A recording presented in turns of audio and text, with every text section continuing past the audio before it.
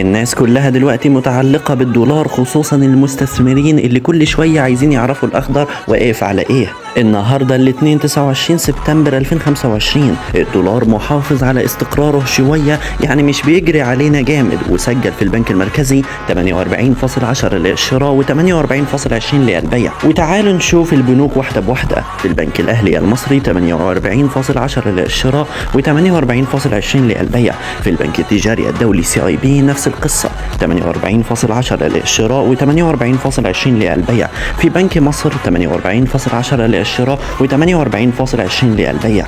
في بنك التعمير والإسكان 48.7 و48.17 وهو أقرب للواقع. وبنك القاهرة 48.10 للشراء و48.20 للبيع. في بنك البركة الإسلامي 48.7 للشراء و48.17 للبيع. في بنك ريدي أجريكول 48.7 للشراء و48.17 للبيع. في بنك أبو ظبي الإسلامي 48.16 للشراء و48.25 للبيع.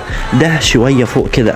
والمصرف العربي الدولي 48.10 للشراء و48.20 للبيع. يعني باختصار الدولار مستقر شوية، بس لو ناوي تسافر أو تحوش شوية فلوس يبقى تابع أسعار البنوك وما تسيبش الأخضر يفاجئك.